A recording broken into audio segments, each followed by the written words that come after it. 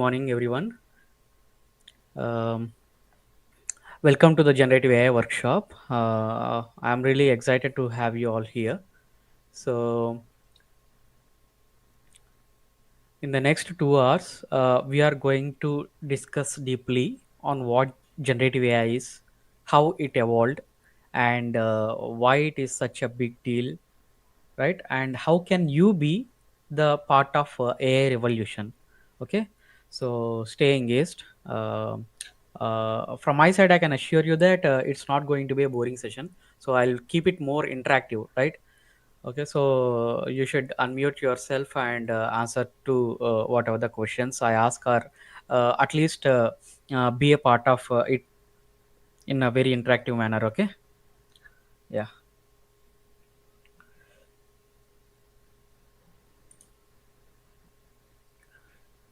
So this is our today's agenda.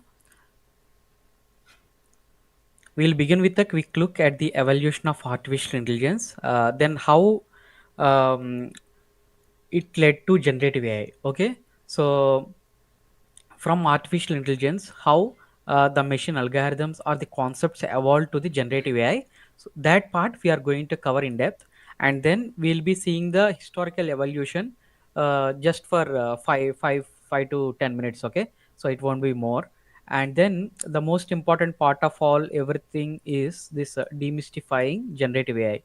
Okay, so this is the main part which we are going to cover today, and then we'll be looking at the career insights and job opportunities, and also the future trends and industry impact. Okay, so our main concentration will be on demystifying the generative AI, or explaining in detail of what generative AI and how it is evolving with time. Okay, we'll also see the major milestones of artificial intelligence, etc., etc. Okay, so it is going to be interesting, right? So yeah, let's move to the next slide.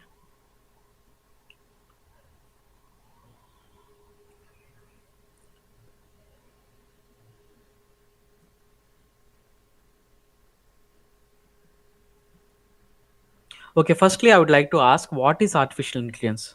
Okay, many of you are already listening about this particular term from a very long time. Okay, this is not a new one. If generative AI is there, then yeah, yes, it is a new thing which has come up from the past 2 years. Okay, but artificial intelligence has been from a very long time. So I would like to ask you, what is the meaning of artificial intelligence? Okay, so if someone wants to unmute and just tell me the quick definition of what this artificial intelligence, a brief one would be fine, or otherwise, okay, you can also chat in the chat box, right? Yeah, I have given it here. So, artificial intelligence is when machines think and act like humans, okay, and it can learn, solve problems, and make decisions. So, these are the two important things of artificial intelligence, and I have kept it in a very minute way. Okay, this is a very simple way of defining the artificial intelligence. If someone of you do not know what artificial intelligence is, these two are self-explanatory, right? And then we look at the broader spectrum of artificial intelligence. Okay, so I believe none of you have in-depth knowledge of artificial intelligence. Okay, because many people, even though they are working in machine learning or the present generative AI, they won't be knowing the broader spectrum of how each of the subfield work. Okay, how these are dependent with each other, and how these are independent with each other.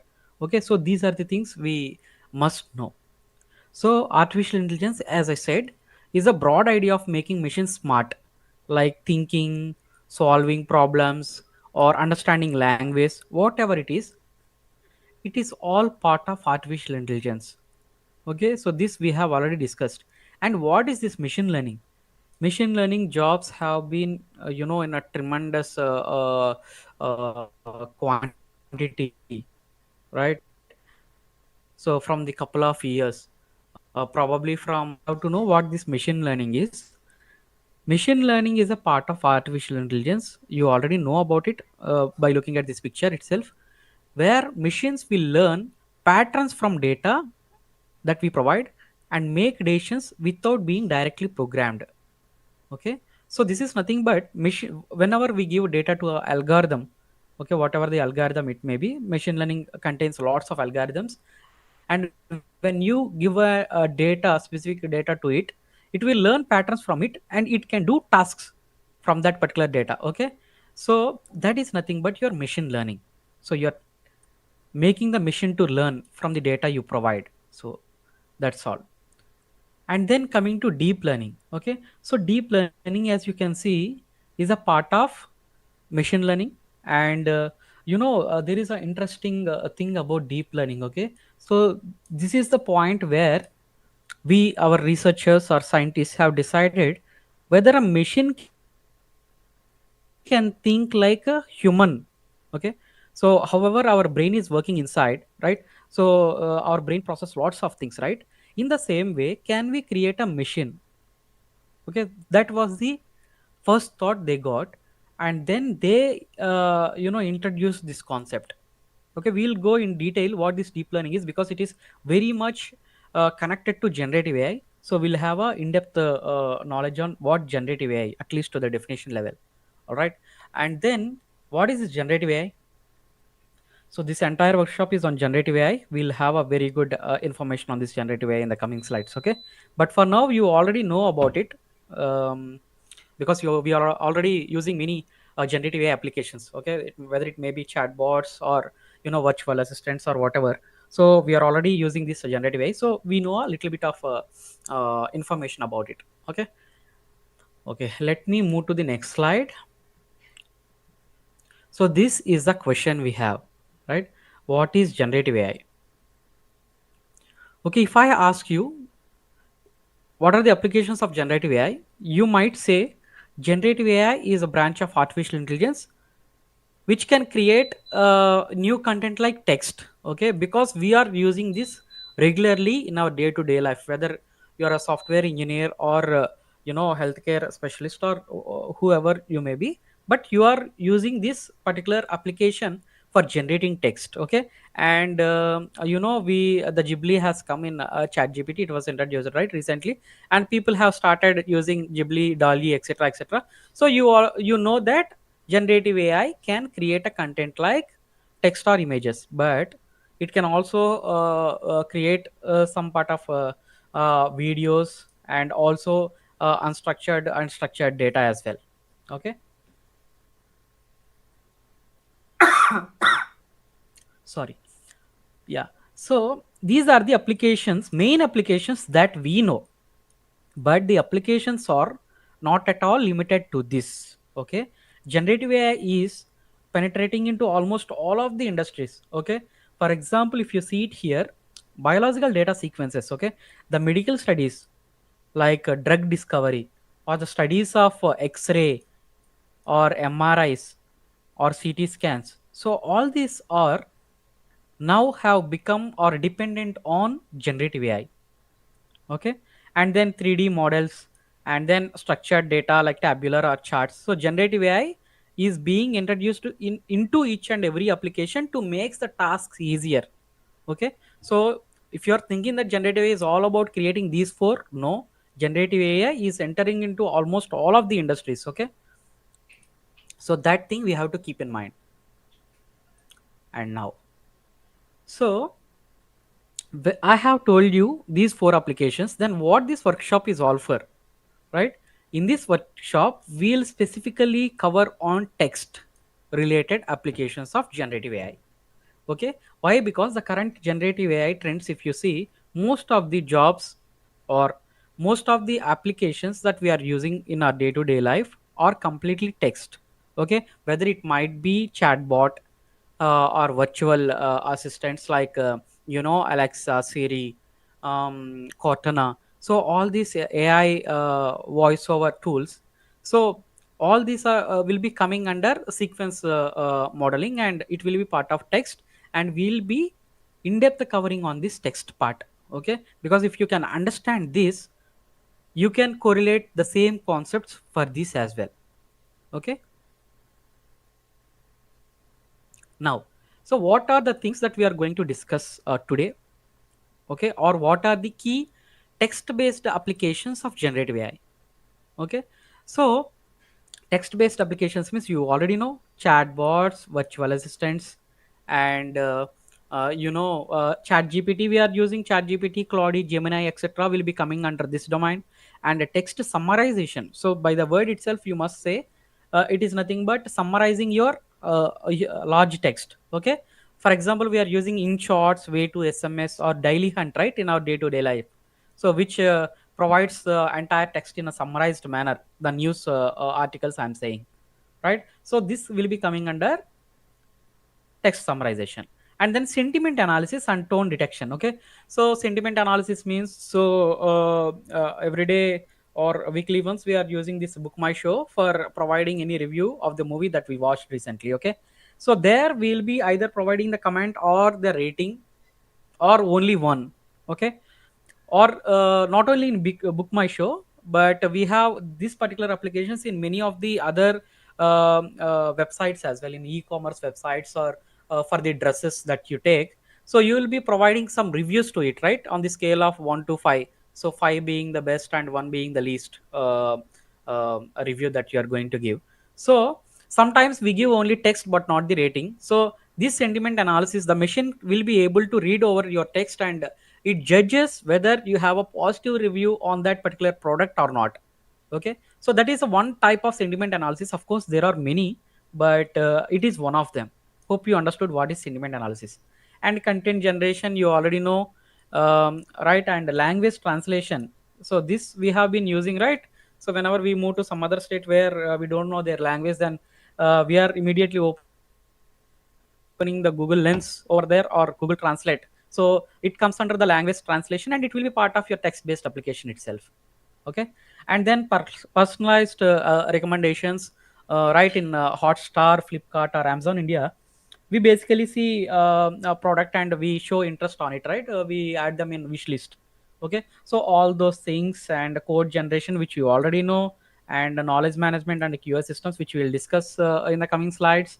Okay, and text based games and interactive storytelling. So these are all the applications of generative AI. Please don't think that generative AI is limited to chatbots and virtual assistants in terms of the text based applications. Okay, its advantages or applications are vast. Of course the list is not ending. Okay, I kept only the main ones that we are going through each and every day, right? So before we delve into generative AI, I would like to show you some of the milestones of artificial intelligence.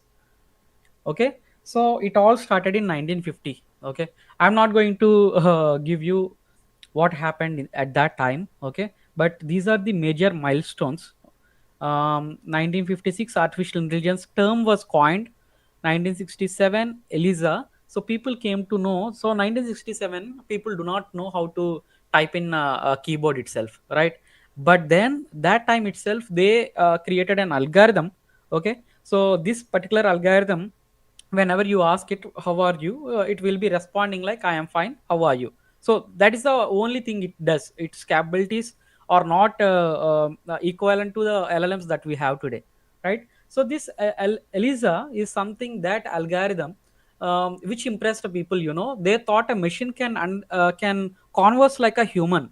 Okay, so they were greatly impressed by its capability. So they thought only humans can talk to humans in a language that each one of them interacting will understand together, but a machine could do the same. So that was the time 1967.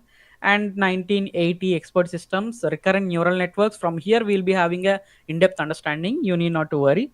And then, so 1977 LSTM.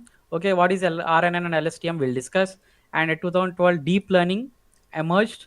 And then 2017, 2018, we'll have a detailed understanding on this. But I would like to point out one specific milestone at this point. Okay, 2016 it was.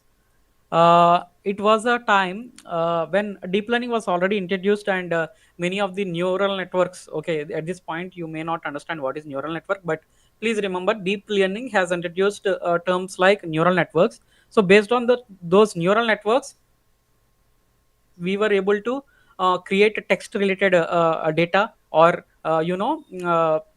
image related data using the computer vision, etc., etc. But whatever I'm saying over here is happened on 2016, where an algorithm called as AlphaGo, which was introduced by Google. Okay, it defeated the world champion in the game of Go. Okay, so this was quite impressive, right? So a machine or algorithm defeated a world champion in a game. That too, it's not a normal game, it is a Go game. So if you don't know what Go game is, it is quite similar to chess. Okay, so chess will be having thousands of permutations and combinations to make a move, right? In the same way, Go will be having a lot more than that. Okay, and in that particular game, an algorithm called Go defeated that world champion. So it's an outstanding a milestone of artificial intelligence, right? Yeah, and then 2017 transformers, 2018, you already know chat gpt, dolly, everything has come up. Don't think that I am going little faster, because these are a generic data. Okay, so you can have this information in Google itself, so that's the reason I'm going fast. But when it comes to the concepts, I'll be going very slow until you understand it. Okay. Yeah. And coming to your types of artificial intelligence, so we know what is artificial intelligence, but we do not know what are the types available in artificial intelligence. Okay, so I have provided you the types, but it is in one point of view. However, you will have lots of other types of artificial intelligence. All right. So firstly, rule based AI has come up. So those are the sequence models itself, which will generate the text. Okay, but how they creates the text is based on this if and then rules. Okay, so if and else condition we have in Python, right? In the same way, we'll be having this if and then rules, and this rule based AI was dependent on that. And then machine learning, it is we have lots of jobs, and around 4 lakh people in India are working as machine learning engineers, or somewhat related to machine learning or data science, right? So the machine learning is I have already introduced about it. So machine learning has come up after a later point of time, and it has its specific usage. Okay, we'll discuss about it very deeply. And the other type of artificial intelligence we have is deep learning, which came up in 2016 2012, I guess 2012. And it introduced neural networks concepts to us. Okay, and then generative AI, which we have been seeing from 2018. Okay, maybe people may not be knowing that generative AI existed in 2018, but yes, it was. Okay. Yeah.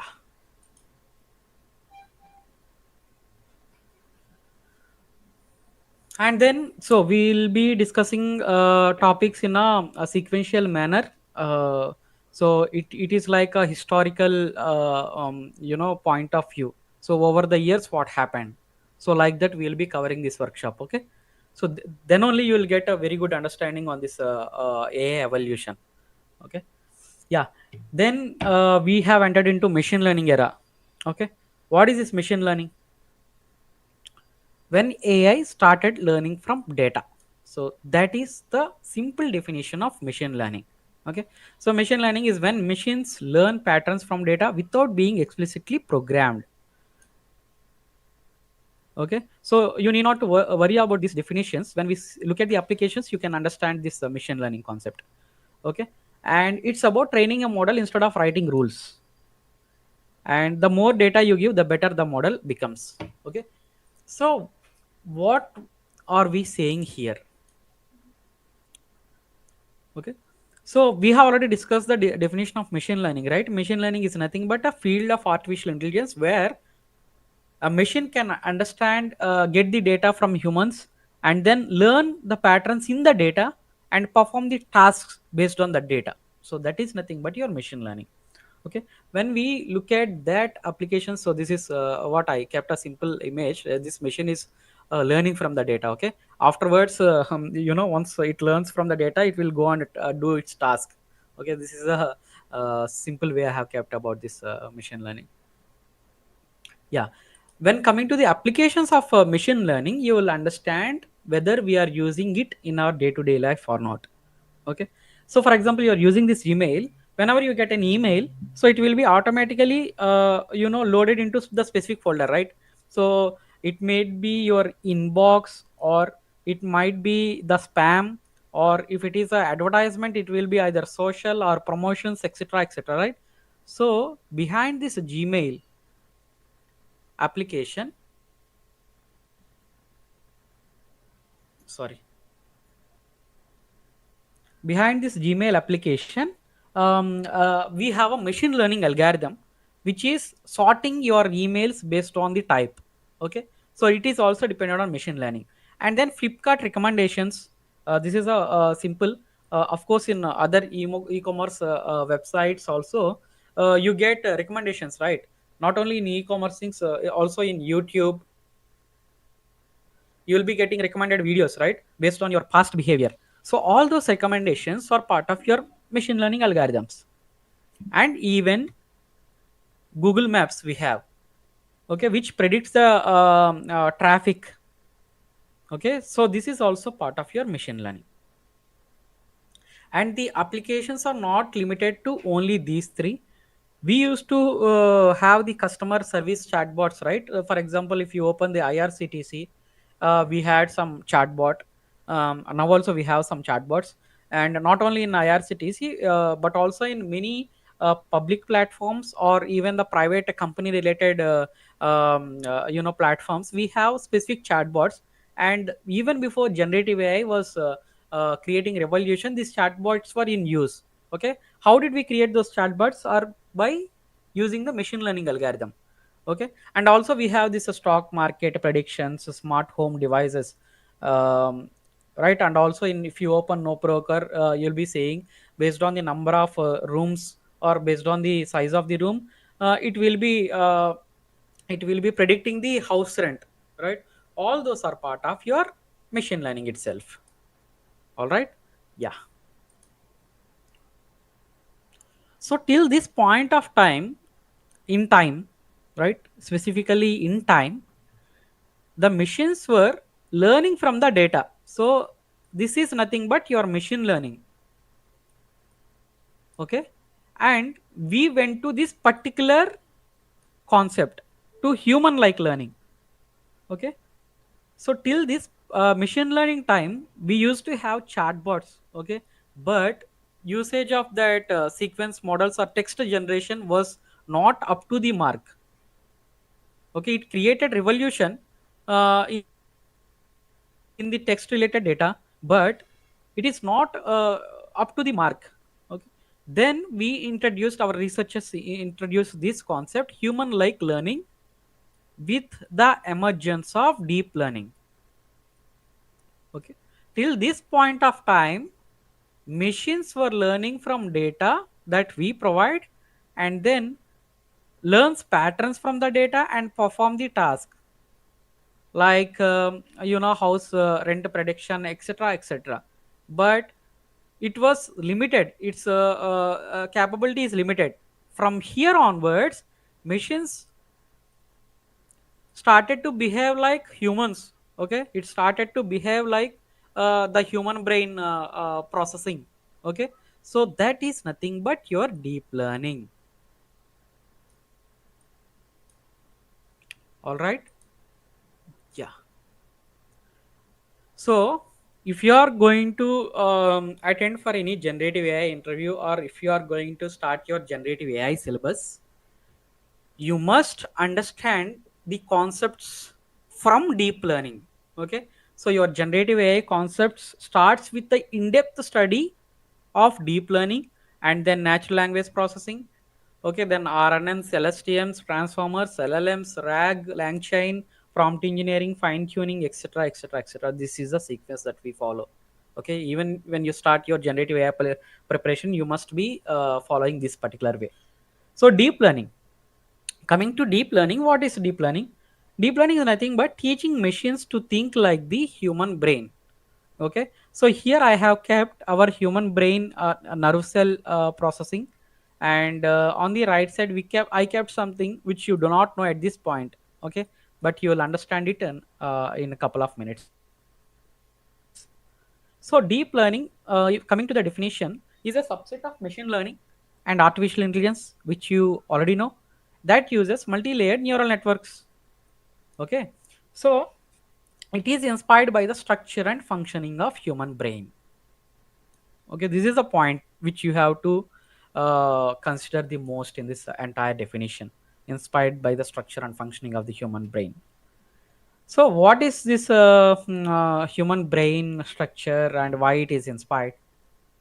Okay, so for example, I am talking to you, right? So for generating the text, my brain is already doing lots of processing inside. Am I correct or wrong? Right, so my brain is already doing lots of processing inside. And if you know this, our brain contains billions of nerve cells or neurons we call, and this is a single nerve cell that I have kept. And if you can understand how our brain process things, you can understand the deep learning concept. Okay, because it is inspired by that, right? So this is a single nerve cell. Okay, and dendrites are the inputs. So for example, a pain sensation or text generation that I'm doing right now, so dendrites will receive the inputs. Okay, this will receive the input, and cell body over here, it will process that input, and then synaptic terminals, you know, these will provide the output to the other nerve cell. Okay, so this is input, this is processing, and this is your output providing layer. So in the same way, researchers, when they thought we would like to introduce a concept where these algorithms will work just like human brain, they wanted to replicate in the same manner. Okay, so here it is the input layer and hidden layer and the output layer. So input layer receives the inputs just like dendrites, and hidden layer will be processing the input. Okay, it will be doing the certain calculations. So it is nothing but your cell body here and hidden layer over here, and the output layer, it provides the output. Okay, so this is, if you call this as a natural neural network, because the nerve cells are connected with each other, right? So it can be called as natural neural network, and we are creating some network inspired by the same. So we are calling it as artificial neural network. If you have understood this concept, okay, so we have already covered some 25 to 30% of deep learning syllabus. Okay, yeah, just a second please, I'm having sip of water.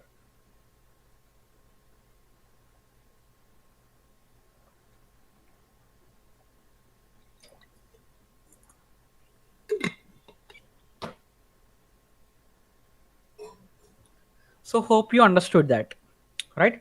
Deep learning, you got that idea. It is inspired by the structure and functioning of the human brain. Okay, yeah, let's move to the deep learning, how it is categorized. Okay, so we have two types of main data, image data and a text data, right? So coming to the image data, deep learning have the CNNs or convolutional neural networks. Okay, this is also neural network. And for the text data as well, we have a certain type of neural networks which are RNN, LSTM, and transformers. Okay, from here onwards we will be discussing all these things in detail, and of course these are the concepts that you must learn as part of your generative AI syllabus. So since this is a 2-hour workshop, I'll give you a brief understanding of what concept this is, and understanding of the concept, and how it advances to the future topics. Okay, yeah. Okay, this is text related. So deep learning, different problems require different types of solutions, right? And deep learning has provided the same. So if you are dealing with image data, it has provided the convolutional neural networks, and if it is a text data, it has provided you RNN, LSTM, and transformers. Okay, yeah. And from here, we will be having a detailed understanding because it is actually required for you. So this is RNN, which we have seen right here. Text related deep learning data type. For this text related data type, we are going to use this neural network. Let us see how RNNs were used to work. Okay, so RNNs came in 1980s. Okay, so it came in 1980s, and it was used to generate the sequential data like text. Okay, so we'll have a good understanding how RNN used to work over here. Okay, so it is for now it is nothing but a type of neural network. It is called as a recurrent neural network, and it is type of neural network designed for text related, which you have seen in the previous slide. So let us see how this if I make a chatbot when people used in 1980s, if they make a chatbot, how it used to create a reply. Okay, so here I'm introducing myself. This is Naveen. I'm from Hyderabad, and the climate here is warm and during summer here. Okay. It replied, "Hello, how can I help you today?" So then I'm working on comparing different neural network models. So it said that sounds interesting. What specific models are you comparing? Okay, it replied well, right? And then, can you remind me what my name is and which city I'm from? So I got a doubt whether it remembered my name and a city, right? So I asked it, and it said, "I'm sorry, I don't remember your name or city." Then I asked it, "What did I mention about the climate?" It answered, "I don't recall you mentioning anything about climate." Hope you understood how RNN used to work. So the main problem of using RNN was memory retention. Okay, the main problem or the biggest limitation of RNN is nothing but they forget. Okay, they forget because it forget my name and it forget my city, right? So that is the biggest limitation of RNN. So let me take out the notepad and I'll explain you what this RNN is all about. Okay,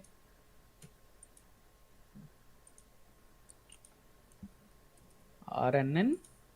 Okay, so what used to happen in RNN is word to word processing.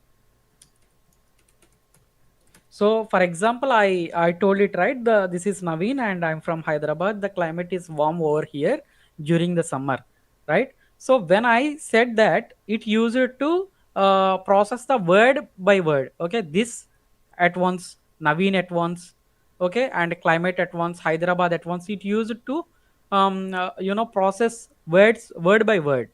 So process data in a sequence one word at a time. Okay, it means one word at a time. So this is how it used to process the data, and the biggest limitation of it is simply it remembers recent words but struggles with long term dependencies. So am I right or wrong? Can someone say if you understood the RNN? So are these the main points that we discussed so far? Can someone unmute yourself and reply to this?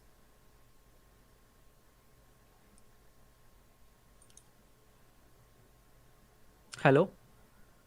You can unmute yourself and or even you can type in the chat bot, this chat box itself.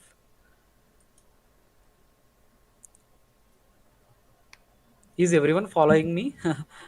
Has anyone got any doubt, or is it boring, or would you like to provide any feedback at this point of time? Do you want me to go slowly? Or can someone just unmute yourself and tell me whether this is what we have discussed and what this is the limitation RNN is facing or not? That's it.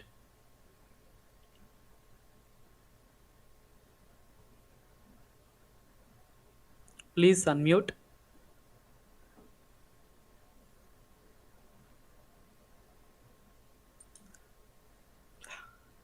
Okay, at least you can hear my voice, right? Yes, now I can.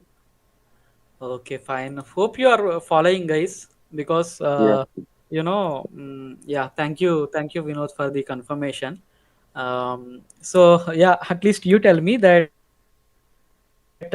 whether this is what we discussed so far, coming to RNN concept or not. yeah, correct. Yeah, thank you. Thanks for the confirmation. So, guys, rest of you, I hope you are following it. Okay, no problem. If you want me to go a little bit slow, I can. Okay, so this is nothing but your chatbots. I mean, the sequential data creation. Okay, so how the chatbots are creating the sequence, word sequence, text sequence. This is nothing but a sentence, right? And it is also sequence of words, right? So how this a machine is able to create this text in a sequential manner. Okay, so that particular application is what we are discussing, and RNN is the first one that we have started discussing on. Okay, now,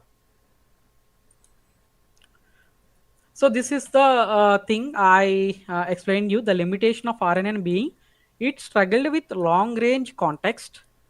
Why? Because when I say the climate is my name, Hyderabad, and when I said during summer here, it forget everything, right? After few messages it forget this particular information. This is nothing but your long range context. Okay, so it is not able to remember what I said earlier. So it is nothing but your long range context, and it used to struggle on this. So that is the representation I have kept over here. So when RNN reads about, let's say, so we have word 1, word 2 we are giving, word 3 we are giving. So this is Naveen, I am from Hyderabad, something like that. Okay, and when it comes to Hyderabad, it forget my name Naveen. So it remember only 30% of it memory retention. Okay, but Hyderabad at this point it would be having 100%. And as we go further, the memory retention on the previous words will be decreasing exponentially. Am I right or wrong? So this is the biggest limitation of RNN. Okay, hope you understood. So what happened then? So RNNs were not performing well. Then our researchers have introduced one more neural network. Okay, and it is also a type of recurrent neural network. It is nothing but your LSTM.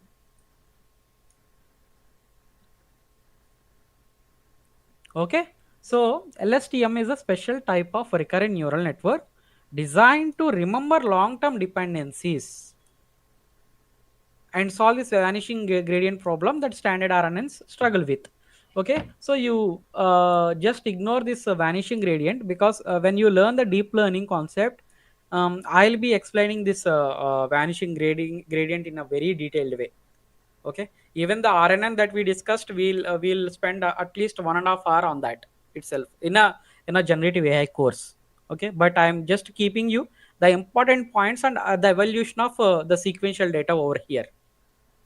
Okay, yeah, I would like to give you as much detail as the generative AI requires. Okay, and requires, and this is the sequence that we usually follow when we taking up the course. Okay, and as I said, I'm a generative AI trainer, and I'll follow this sequence, especially even not only myself, almost all of the institutes. Okay, and this is a simulation I have kept. Okay, even if you see the RNN before, if I told only this concepts, like this means, you cannot understand what I am actually saying, right? That is the reason I kept everything in a simplified manner using the simulations. Okay, so LSTM has come up. Let's see. So LSTM, I said, hi, I'm Naveen from Hyderabad. I work with AI. Okay, so it also introduced itself. I told it I am building a tool that works in English, Telugu, Hindi, Tamil, Japanese, and Chinese. Okay. So it said that's impressive. What kind of tool are you building? Okay, that's a nice reply from it. I said it's a text sentiment analysis system. My manager wants it also identify product features in reviews. Okay. Then it's replied sentiment analysis for combined with feature extraction is usual. What models are you considering? Then what I did, I interacted with it around 5 hours. Okay, I chatted with it for 5 hours, and then I asked it, "Where am I from?" It said you are from Hyderabad. It is absolutely correct. And I asked it again, which language did I mention my tool supports? It said, you mentioned multiple languages, but I don't recall with specific ones. Okay, here again, this LSTM failed. And then, what extra feature did my manager request? It said, I am not sure about the specific feature your manager requested. Okay, but for 5 hours it was able to remember everything, but after a prolonged usage it forget the information, right? Now let me tell you how this LSTM work. Okay, so this is LSTM, the concept,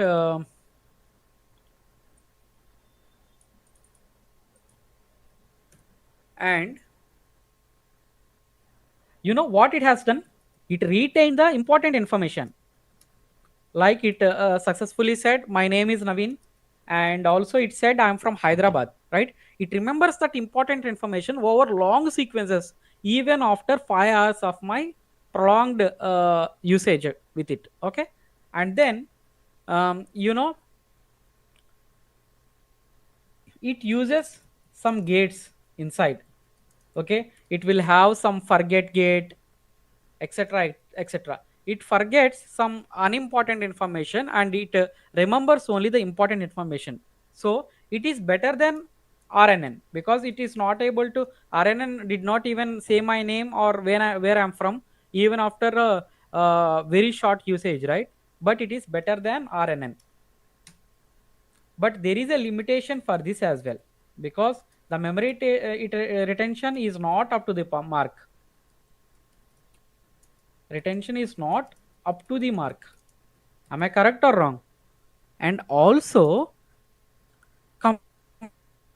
computationally, it is expensive than RNN. So these are the limitations we have. Okay. So our AI industry took a break at this point, because even though they introduced two models, RNN and LSTM, LSTM was successful in some way. Okay, it is able to remember some important information, and it is better than RNN. But of course, there is one more thing, memory retention is again coming up as a problem. So there was a huge break at that particular point of time. Okay, now let's see how LSTM has this memory retention over long sequences. Okay, so this is the memory retention of LSTM, and it is better than RNN. Am I correct or wrong? Because RNN, the first word went till 20% or 30% when we reach the 10th word, right? But here the first word has around 70%. It is far better than RNN. Okay, so this is the main points of LSTM. All right. Yeah. Now I was saying, right, in the AI industry or in the IT industry, there was a break. Why there is a pause? Because we were creating chatbots, translations, voice assistants using RNNs and LSTMs till 2017, and it was good. Okay, but not up to the level, and the limitations were quite common. Long test, it wasn't able to process. The training was slow because word by word processing was happening. Memory fades over time even with LSTM. Am I correct or wrong? Memory fading problem is not only limited to RNN. It has come up with LSTM as well. And yeah, this has become a biggest limitation and harder to scale for larger data sets. So these are the limitations we have. And at that particular point of time, industry hit a plateau, which means, you know, there was a huge break. Progress was steady, but it was not revolutionary, right? There were creation of chatbots, translations, and voice assistants at that time as well, but it was not revolutionary at this point of time. AI needed something faster, smarter, and scalable. So this was our requirement, right? So what happened then is a story, right? So we are going in a sequential manner, right? So it was till 2017 only. Then what happened in 2017 is the question. So the pause which happened till 2017 is before the explosion. Okay. And what happened after 2017? So, transformers was introduced. Whatever the LLMs that you are using in your day-to-day life, chat gpt, claude, gemini, or llama, etc., almost all of the LLMs are dependent on this transformers mechanism. Okay, this is that important. So in 2017, people have introduced this particular research journal. Attention is all you need. Okay, it was introduced by one of our Indians itself, and this set of people are from Google. Okay, so from Google, they introduced this particular research journal, so which indirectly introduced this transformers to us. Okay, this revolutionized like anything, and this is the beginning of your chatbots or any text related data or any image related data. Okay, so you are using Ghibli, right, in chat gpt. There we are creating an image, but it is also dependent on transformers. Okay, yeah. So in my class, we will have a thorough understanding on each and every topic for for 2 hours or 3 hours. Particularly these transformers, I to my students, I explain this for 3 hours the concept, and then I'll show this self attention mechanism which is behind this transformers. Okay, there I'll explain a math problem how the self attention mechanism is processing the words, etc., etc. So by that way, I'll be leading out the class. But for here, transformers actually do. Okay.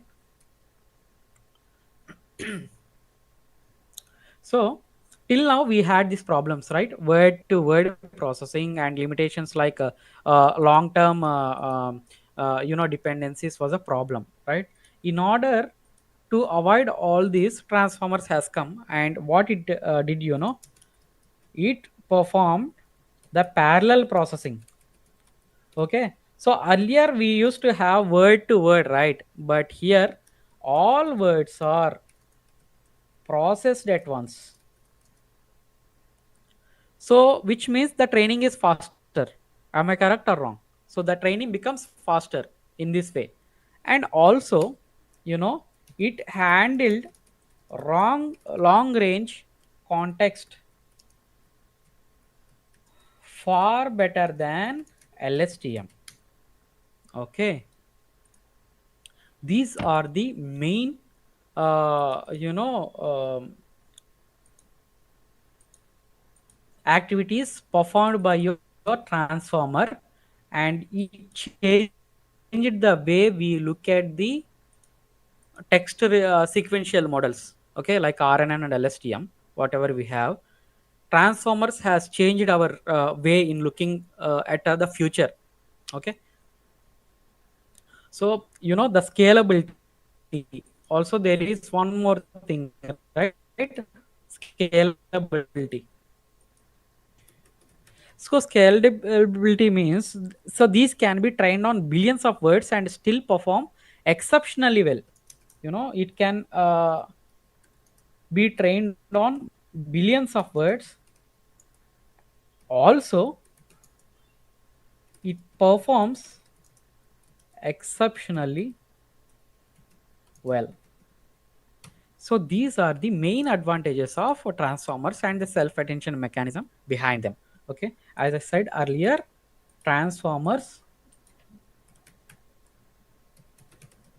work on self-attention mechanism. All right. Yeah. So now we have understood these transformers. So if you remember that the differences between three, RNN and LSTM were processing word by one, word by word, right? But transformer sees entire sequence. Okay, let me give that particularly here because it is important for you. RNN or LSTM, and this is transformer.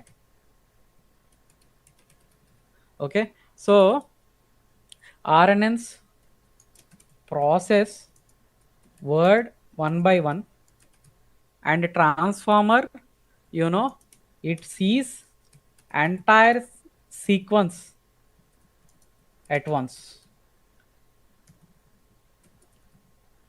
All right, and then second one is hard to remember long text. Am I right? And here uses attention mechanism, okay, to track everything. And then, slow to learn, because word to word processing is very slow, right? So slow to learn means what you will have here, parallelized training. Okay, so this was the time we have started using the GPUs. Okay, so the parallel processing is only possible with using GPUs, right? That's a thing I have mentioned over there. Sequence bound, and then works on any position in the input. Okay, yeah, so this happens, this process the words in a sequence. Okay, and transformers, they work on a position in the input, whatever the position the word may be. Based on its importance, the transformer will be understanding the entire sentence. Okay, so transformers are nothing but they work on giving importance to the words. Okay, if you have a sentence like Naveen from Hyderabad, and working as a generative AI professional, and also working as a generative AI trainer. So this particular information, transformer will be able to know to what words it has to give more importance. Okay, so that is nothing but your fourth point. Hope you understood the differences between RNN and LSTM. Okay, now let's move forward. So yeah, by looking at that itself, when I said transformers are the backbone of all your large language models that you are using today, you must have understood that it is the game changer. Am I right or wrong? Yes. So we'll see why it was a game changer. We have already seen, but the state of the art transformer models we have, right? The GPT-4, GPT-3, Gemini 1.5, which is introduced by Google, Mistral, Llama, etc., etc. State of the art models are nothing but well recognized and well used models. Okay, the models that we are using today are these, and all of these are dependent and works on the mechanism of transformer. Hope you got this single point. So whatever I said now is important. All right. Yeah. Hope you got that. Now moving forward, this is just an evolution of language models. Okay. Just have a look at it. I'll take a sip of water.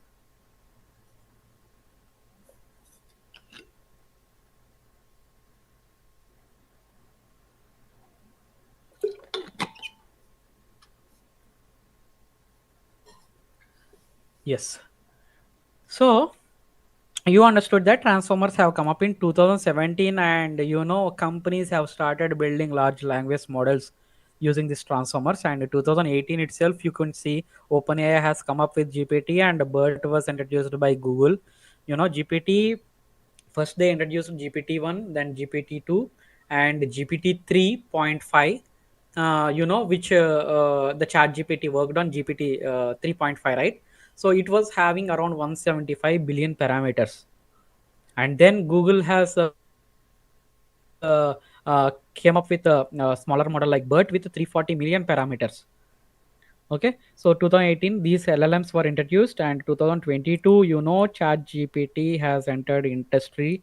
And if you don't know this fact, within 5 days of chat GPT's entrance into IT industry or into the world, around 1 million users started using ChatGPT, and this is the only application has that much demand.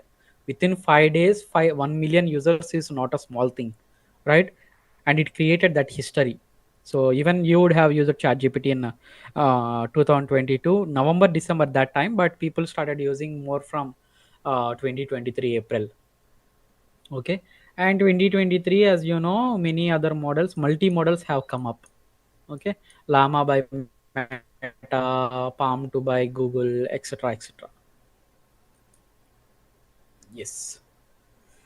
And this is a major milestones of artificial intelligence which we have already seen, so I'm skipping this part over here. So yeah, this comes the question: what is a large language model, right? So can someone unmute yourself and answer me what is this large language model? Just tell me the definition, that would be enough.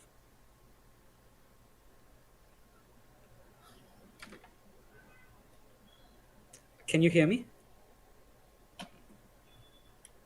So at least you can chat in the send an message in the chat box. What is LLM?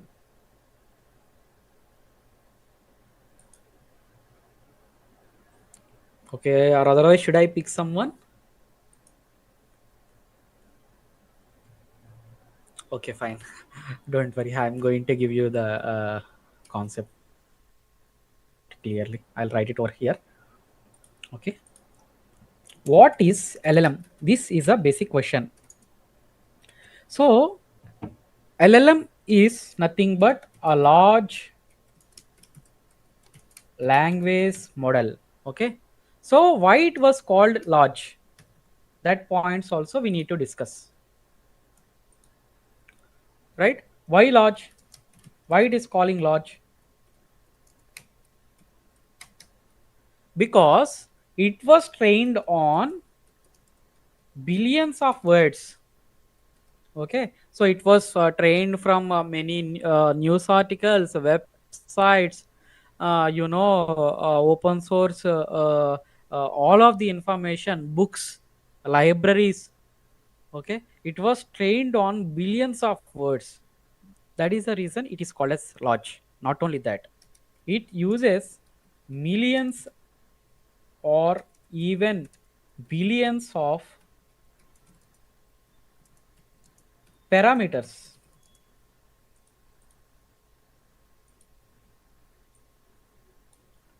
Okay, so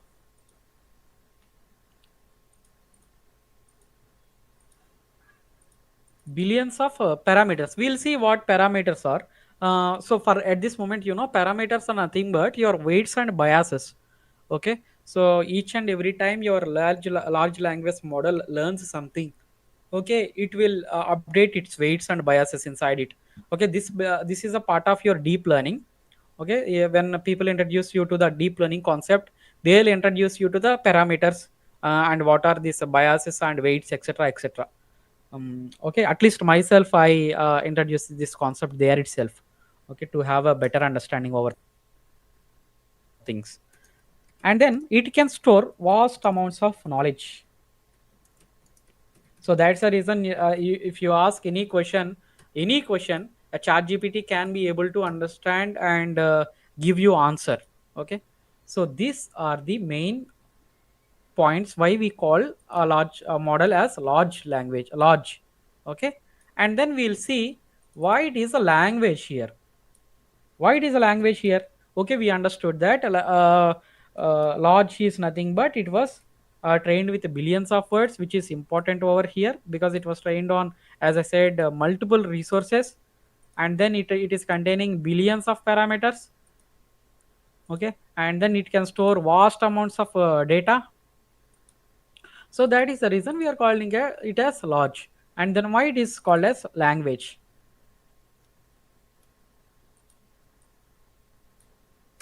This is another question, right? So it is specializes in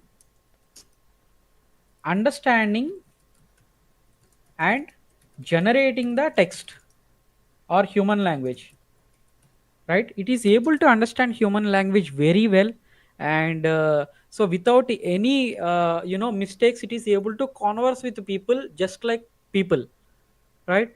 We see there was no difference between a human and a machine in terms of language, right?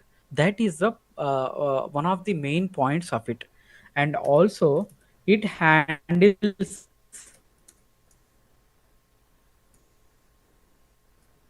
paragraphs.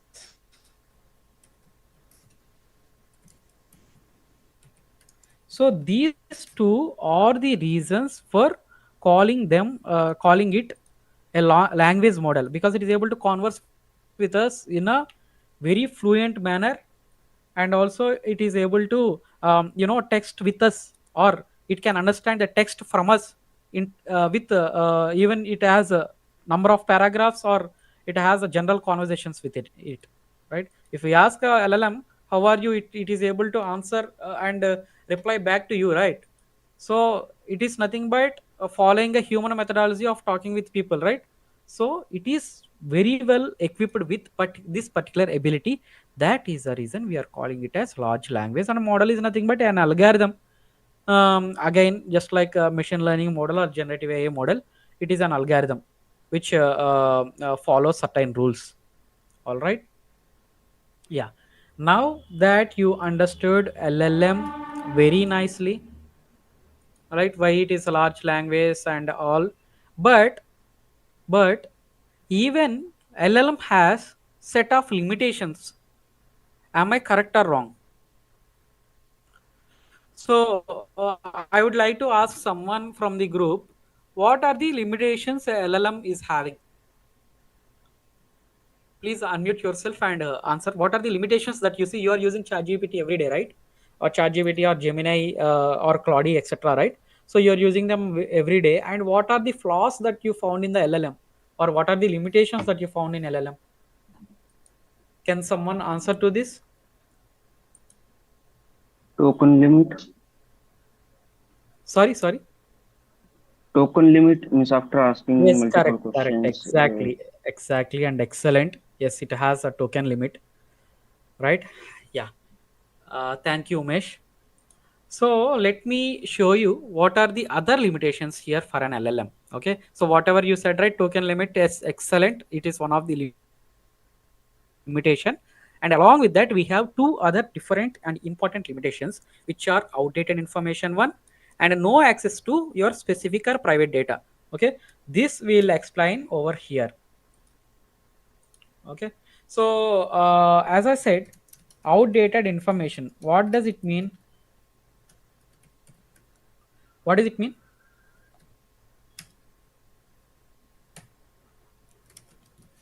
Limitations. Okay. So outdated information means llms, if you are using chat gpt 3.5 or 4, you know um, gpt 3.5, if you take, it was trained up to 2021 data only.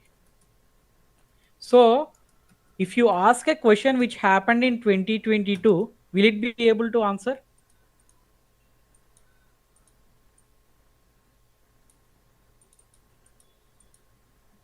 So it was trained till 2021. If I ask a question which has a information from 2022 or 23, 22, 23, etc., will it be able to answer the question or not? Absolutely no. No. Yes, absolutely no. So that is one limitation it is having. And it won't be having access to your private data, right? So what is this private data? So if you're so most of you are working in any of the companies, right? And you ask it a question, what is the maternity policy in so and so company? Will it be able to answer? If the matter is part of its training, it is able to answer it perfectly, right? But what if the matter is not part of its training? Obviously your company's data won't be part of its training, right? So it doesn't have access to your company files, databases, or personal information unless you explicitly connect them to such sources. Am I right or wrong? So that is one biggest limitation, because it is not able to answer your personal data as well, because it was not trained on it, right? This is one other limitation LLM is having. And what is the next one? As said by Umesh, it is correct. It is having limited context window.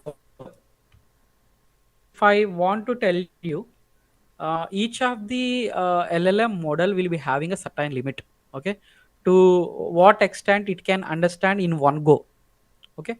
every model every model has a maximum number of tokens, okay, which it can handle at a time. So that is nothing but your limited context window, okay. So this part we'll see, I'll show you a demonstration of how this is working, okay. But for now, you can remember that. Okay, so hope you have tried this particular thing, because if you have a PDF of some certain content and you are uploading in ChatGPT and you are asking questions from it, to certain level only it is able to answer the questions perfectly. After that it will give wrong answers, right? So based on the document whatever you provide, even though that information is part of your document, your model can't go till that concept and answer you perfectly. That is nothing but your limited context window. All right, hope you understood these particular things. So these are the biggest limitations. Then what needs to be done here? So um, this is the question: how can we give an LLM current, specific, and private data and make it answer intelligently and responsibly? Responsibly means it should not give any wrong answers to your question, right? That is nothing but your responsibility, and it should answer your question perfectly and intelligently. And of course, it has to get access of current, specific, and private data. How can a LLM can do this? That is our question. This is where IT industry or AI industry was again thinking. Our LLM has these many limitations. So how can we overcome these limitations? Was the question. And then was the time. People have introduced this RAG,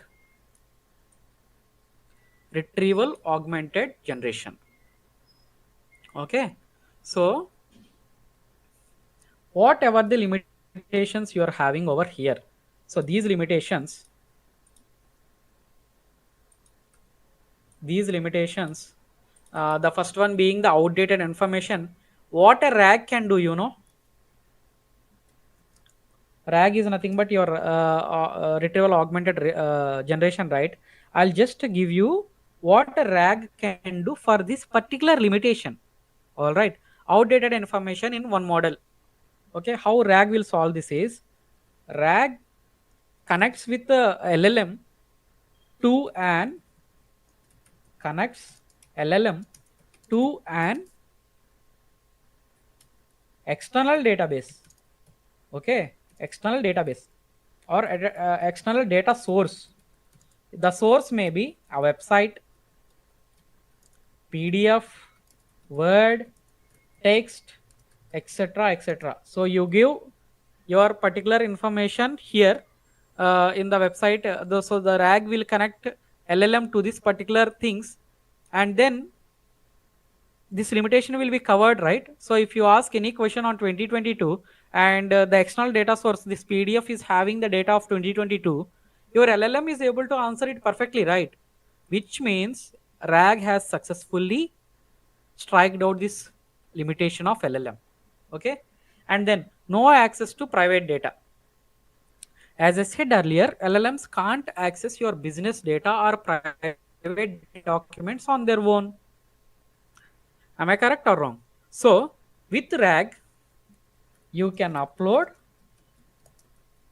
your custom PDFs, docs, or database entries, right? So that way, for example, you are sending a PDF as a RAG document. Okay, this PDF is containing your company data again,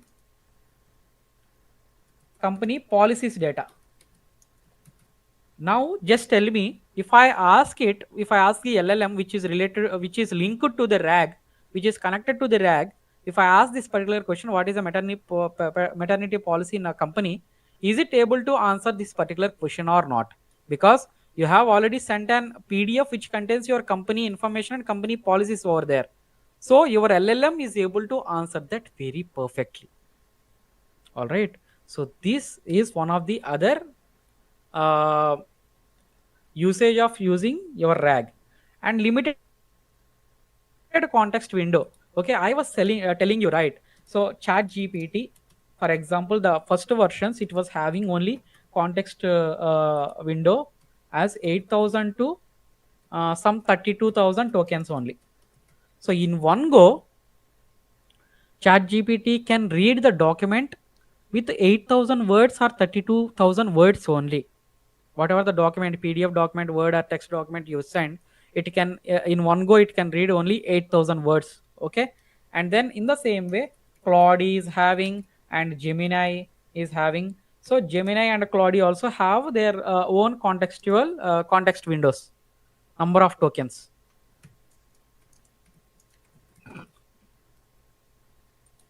All right. So now this particular, because of this limitation, we cannot expect it to answer from the document, because it can't read. For example, you have sent a 500 pages document, it can only read first 50 pages, and whatever the question you ask, it will be delivering that answer based on 50 pages only. The rest 450 pages there, right, it can't give answer to them. Only 50 out of your 500 pages only an LLM can read and answer. That is the limitation it is having. If you upload a document, okay, this is when, if you upload a document, if you upload a document in any LLM like ChatGPT or Claude or whatever, so it can read only 50 pages. I'm just telling this as an example. Okay, please don't take it as a hard coded value. Okay, and then so what RAG can do is, it takes up the document, and so we have this 500 page document, right? 500 page document, it takes up this document, and then it converts them into vectors, and it store them in a database. Okay, so even if you ask your LLM a question from 500th page, okay, now LLM, which is internally connected with your RAG, can answer that question perfectly. So these are the main uses of your RAG. Okay, so a RAG is always and always connected to your LLM to provide fresh data, current data, private data, and limiting this context window. All right. So these are the main limitations of LLM and how the RAG has solved all these problems. Hope you understood this particular concept, right? So user asks a question, what is the maternity policy? Then RAG, the flow will be like this. RAG, it will be having your document entirely, right? So the document words, it will be converted into vectors, okay? At this point of time, you just forget about these vectors because it is confusing.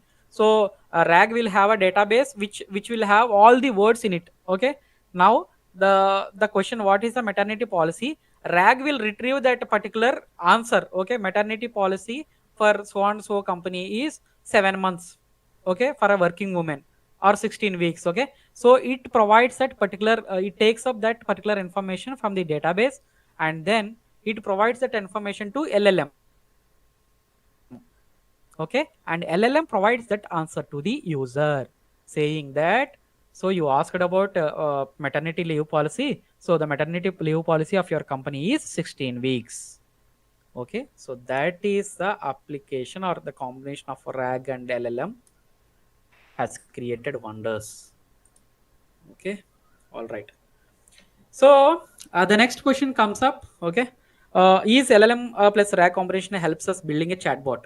Okay, so this should be your question, right? So okay, we understood about LLMs and we understood about the RAG concept as well. So is this particular combination and exposure to this particular knowledge is enough to build a chatbot? That should be your question. Am I right or wrong?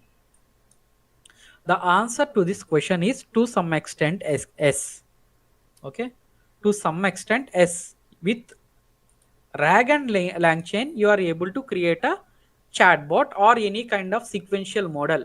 Maybe it is not only about chatbot or any other text related model. Okay, so to some extent it is yes, but in a high level, it makes your task very difficult. Okay, then which we then again we got this doubt. The researchers or in the AI industry, there was a pause again. So we have LLM plus RAG, but we are not able to build a chatbot because it is requiring around thousands of lines of code to be written, and it is not effective at all because these are present in the architecture, but these are not connecting with each other every time when a user asks a question, right? So this was the question people have come up those days. Okay, very recently it is, but yeah, that was the time people have introduced some frameworks like LangChain.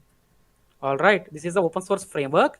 Okay, whatever the components we have, LLM, RAG, chains, and memory, etc., etc., or prompt templates we have, the LangChain, here he is a main person, right? What he'll be doing? He'll be controlling all these people.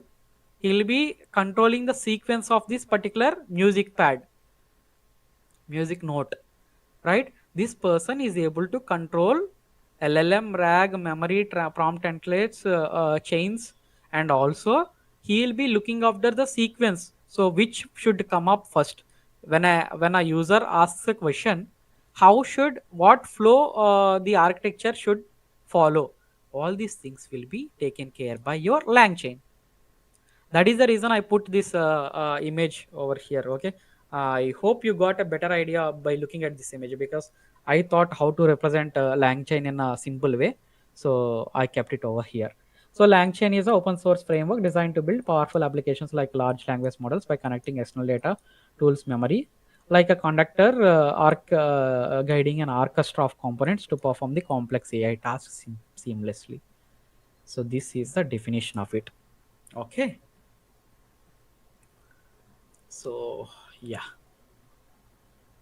so basically this is how a chatbot will work. At first, user, for example, user is nothing but ourselves. We ask a question to our chatbot, whether it may be chat gpt. Let's say take a example as chat gpt. So we ask a question, then what happens is that, so your backend application will be looking after whether the answer is already available in the chat that the user provided. For example, I provided my name is Naveen, and after that I'm asking it what is my name. So if it is present in the chat already, LLM will be going through the chart first, okay, and then it will be following the rag. So the name is not available in chat, so I must look at the rag, okay. So like this it will be following. Then what will happen is that that particular information, if it is part of rag, you know, it will be taking that particular information will be taken to the LLM, and the LLM will get the context, I mean the information. The name is Naveen. So the prompt templates will be created by the application backend, and they will provide that particular thing your LLM, and LLM will respond to back to your user.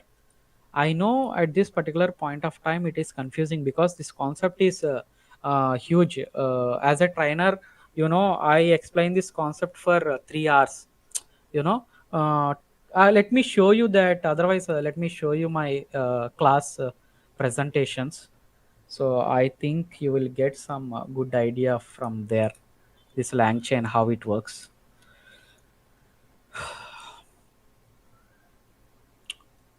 Okay. So this is NLP. Okay, this is all my class material. So when I teach some concept to people, you know, I keep these certain things. So to make people, very good understanding in a short time. If there is a complex concept, it is always better to show things in a easy manner, right? So that's the reason I keep mind maps for a better understanding of how LLMs were divided, and what are the LLMs, and on what principles they work, and the architecture that we are talking about here, LangChain framework, and how it is going to work. All these kind of things I usually show here, and then get back here and explain the concepts in Notepad, and we'll have a practical exposure using the code. We'll practice a lot. So that is the process I follow. Okay, coming to this lang chain, see, user provides a query, right? And then the query, as computers can't understand human language, they'll be converting into some vector forms or number forms.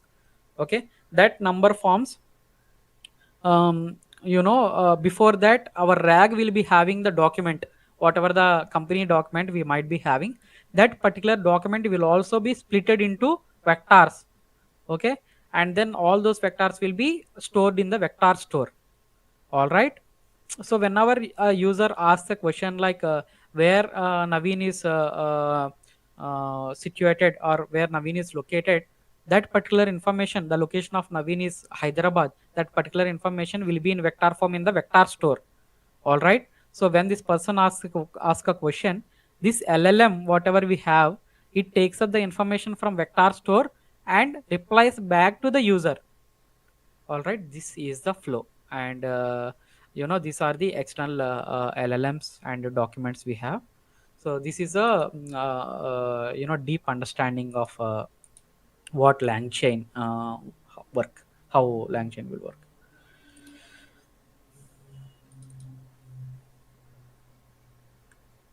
Okay, where were we?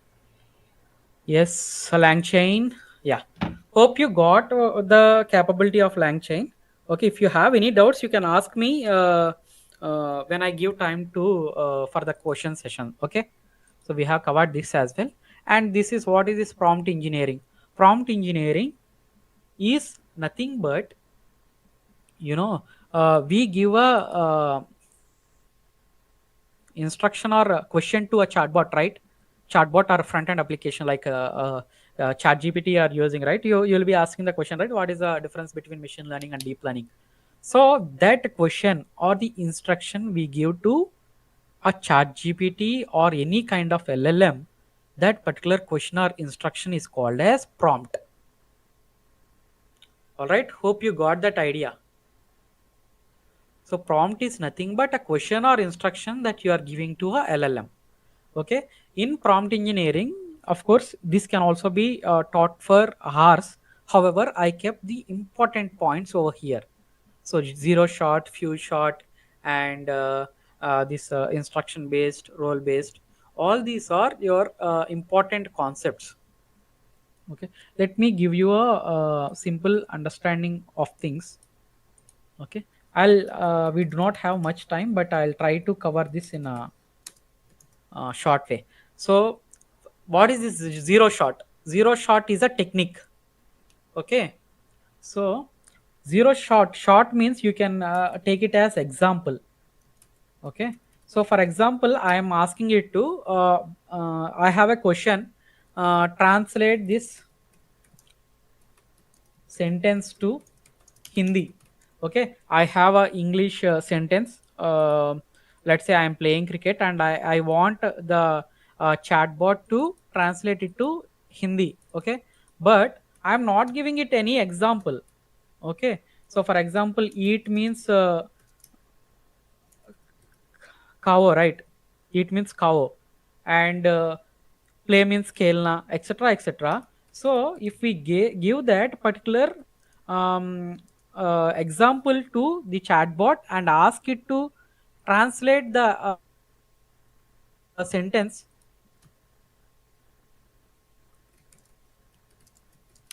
this is the sentence I have given to LLM and asking it to translate without providing these type of examples. Okay, so if we don't provide these kind of examples, then it becomes a zero shot technique.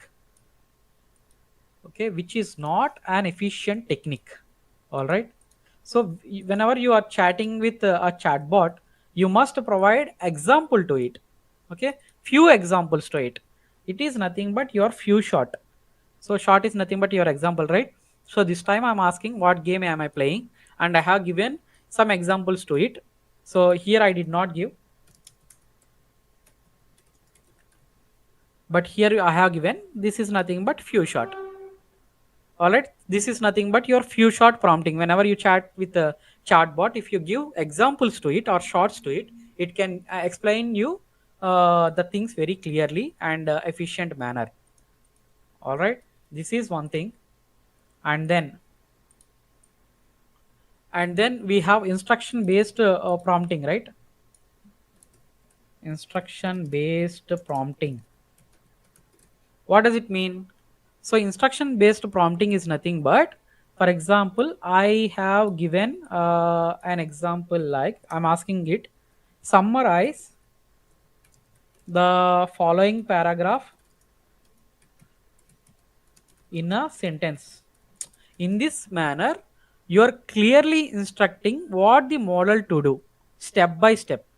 Okay, so in that case, a model will be able to give you the sentence in a concise manner. So you have instructed, right? So you give the sentence, the following paragraph in a sentence, right? So if you're asking like that and it is following that instruction and giving the reply to you in a concise manner, it is nothing but your construction instruction based prompting. All right, and then we have one more technique which is called as role based prompting. All right, so what this role based prompting means? Role based prompting means we have a question, right? What is the maternity uh, policy in our company or in so and so company? Okay, this question you are asking ChatGPT, like, you are an HR manager, explain me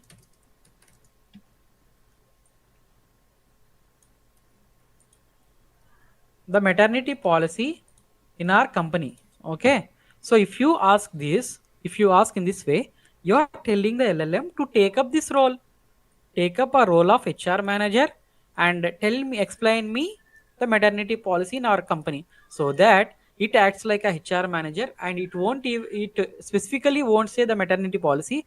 Of course, it say as a HR manager, it gives you a very detailed answer. Okay, however, the HR replies to our questions in a real time. All right, this is nothing but your role based prompting. And then we have one more technique called as chain of thought prompting. So you can ask the model, for example, let's say if a train if a train travels at 60 kilometer per hour and 90 kilometers in 1.5 hour, what is the average speed?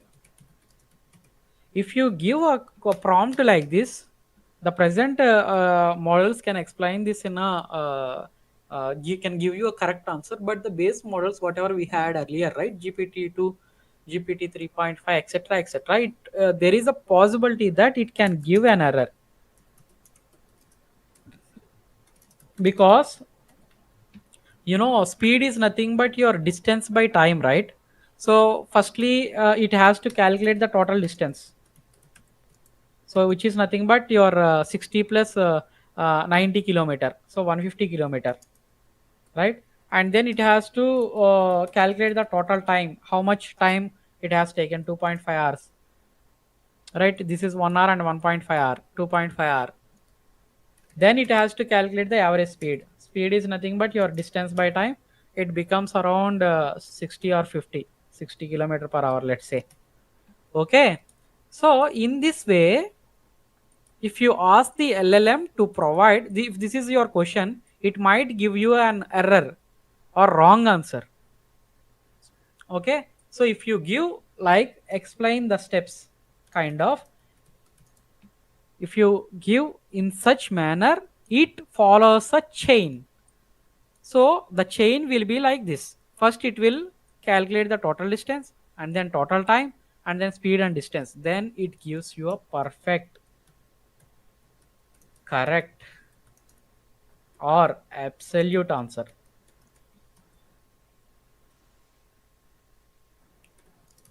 Okay. All right. So we have these are the main techniques that we follow as part of your prompt engineering. But in our class, we usually explain this concept in a very detailed manner. Okay. So yeah. Now I would like to tell you. I have explained you certain concepts, right? Let me tell you why you should learn generative AI now. All right. 1 second. Why you should learn generative AI. So hope you people already know what is the revolution generative AI or artificial intelligence is going to create in the coming years. All right. So this particular news from World Economic Forum, or this thing is from Bain and Company. But whatever the article you see, it will show that there is a gap of 1 million talent in India alone. Okay. So because generative AI is booming like anything, and we have a huge opportunity, but we have a lack of skilled talent. Approximately 50% of the jobs or not at all will be filled if the current resources are at this level. All right. And also if you are following any job portals like Naukri, etc., etc., you can see generative AI is opening up with high paying roles globally. Okay. So the booming is going to start in 2025 itself, and it was already started in 2024 October actually. To tell you very specifically, in October 2024 it started hiring the generative AI engineers, and it is going on in a exponential manner. All right. Let us see the number of India's AI job vacancies and what is the talent gap we have.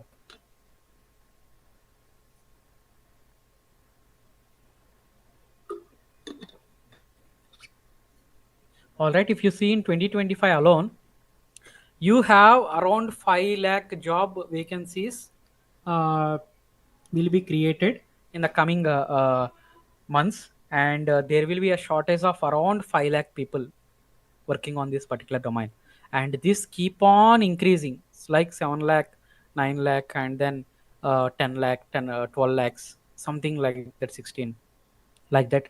So this is the artificial intelligence job market today. If you go through the World Economic Forum report or any kind of other reports, you can see how much need we have. All right. And then we'll see what are the generative AI job roles.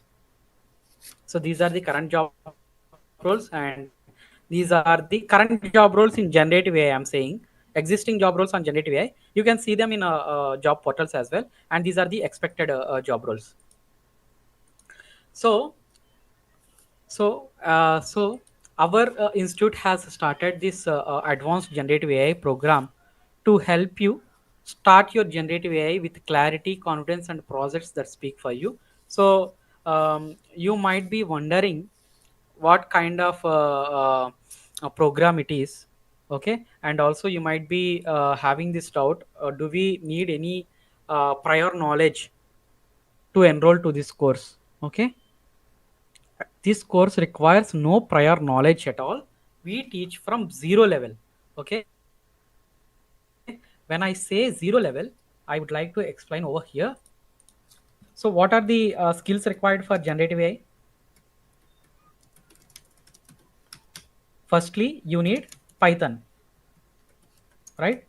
Python basics plus advanced as well, because you must know the libraries like pandas, numpy, matplotlib, etc., right? And then you must have fundamentals of maths and statistics. Okay, and then be a person should be having basics of machine learning. Please ignore the spellings. Machine learning. And then we will explain the deep learning concept, natural language processing, where you'll discuss the text processing, feature extraction, etc., etc.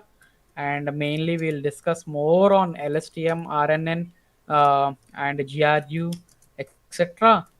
Okay, we'll mostly do the text processing, feature extraction, and embeddings, etc. Topics over here. Okay, and then you need to learn the transformers and transfer learning. All right, and then you'll have to introduce you to LLM, RAG, LangChain, Llama Index, Llama Index,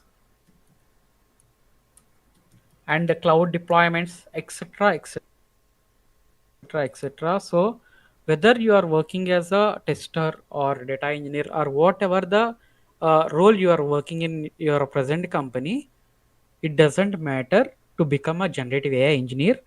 And this particular program will make you generative AI engineer in 100 days.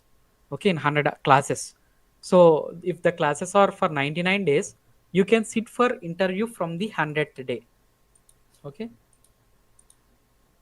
sit for interview, and we'll help you on the interview preparation, resume preparations, etc., etc., on 100th day. All right, so this is the confidence we have, and we'll make you as equal as confidence we are feeling inside. Okay, you'll be confident enough to attend any generative AI posting that you see. All right, to show you the curriculum, let me open that curriculum for you.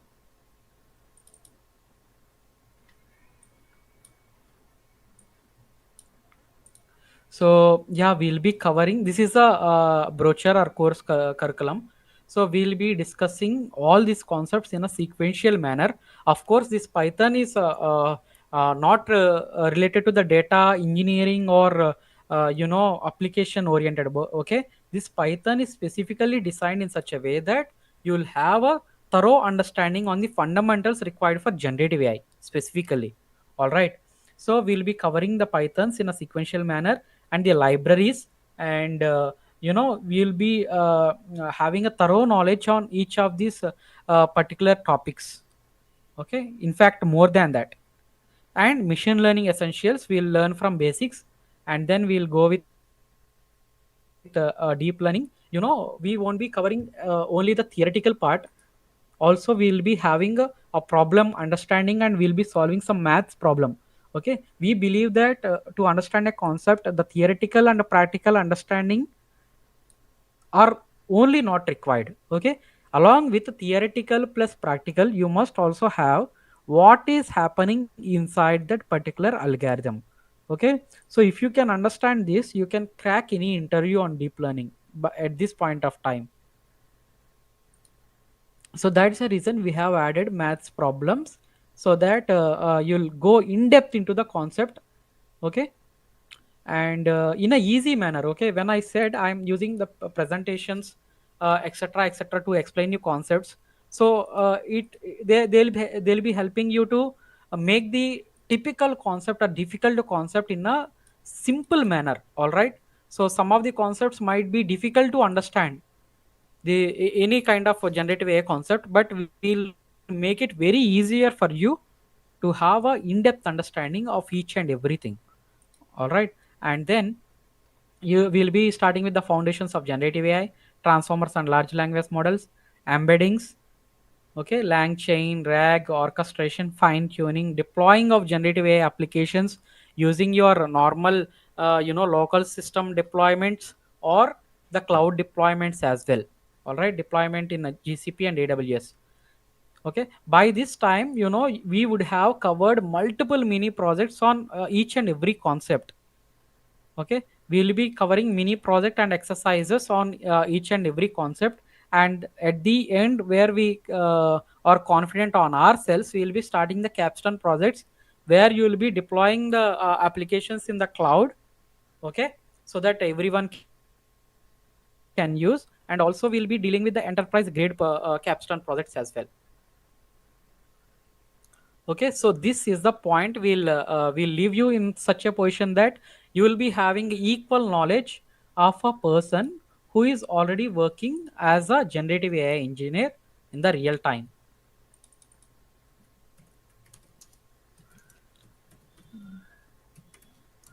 equal to the real time professional. Okay, so you will be having that particular understanding, a great understanding on generative AI, and you will be having equal knowledge of a person who is working in a real time in any company. All right, so yeah, this is about our program, and for more information you can contact management on this, and they'll provide you everything, the brochure or the fees, etc etc. You would have already received a message on that. Okay, so yeah, this is the time for your questions. All right, so if you have any kind of questions, you can ask me, and I'll be ready to answer. Yes, please unmute yourself, and you can ask any kind of questions that we have discussed so far on the program, or on the concepts, technical concepts that we have discussed, etc etc.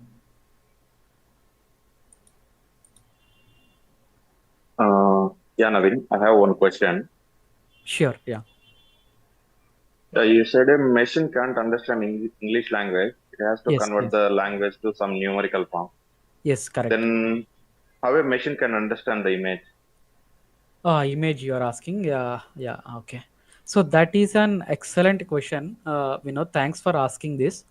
Okay, as I said earlier, right, a machine can't understand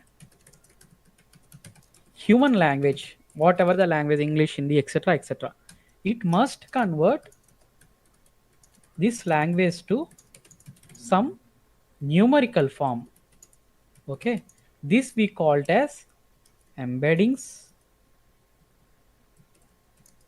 vectors, embedding vectors. All right, so I said, right, English language, it will be able to convert to vector embeddings.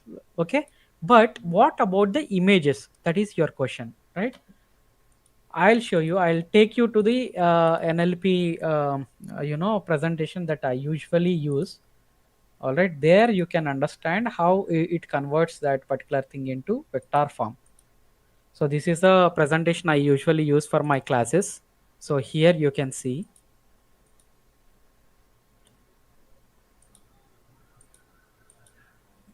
So text words, as you know, it will be converted to the numerical representations like word embeddings or vectors. Okay. What about the images? That is your question. So the pixel values we have, right? Pixel image is made up of thousands and millions of pixels, right? So those pixels will represent the image features. Okay, so this is the question you asked. Image processing, if you have a original image, so it will be converted into a numerical form like pixel values.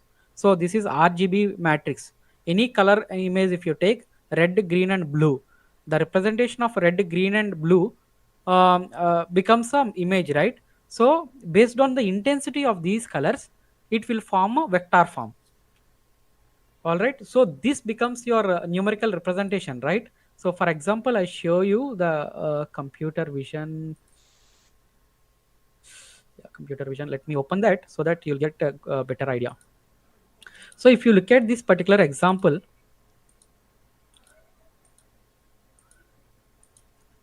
so this particular image is sharp and very clear, right? Which means it has lots of pixels, and each of the pixel is represented in a vector form, right? So 120, 125, 130, right? What are these values? 0 becomes the black, and 255 becomes your white. So based on that, 0 becoming black and 255 becoming your white, your pixels will be organized in this manner, and these are nothing but your vector representations, and this is how a machine can understand how the picture and image looks like. All right, yeah, hope I Yeah. answered your question based on the pixels. So the machine will understand it in a vector form. Yeah, so what are the other questions you having? Others can unmute yourself and ask any questions. Thank you, firstly thank you, Vinod, for asking that question. So probably most of the people will be having that in mind, right? Thank you.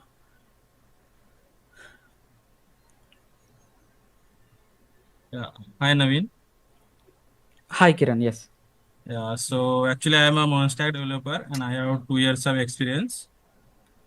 So I just want to ask about it career perspective. So how much we can expect after completion of the course?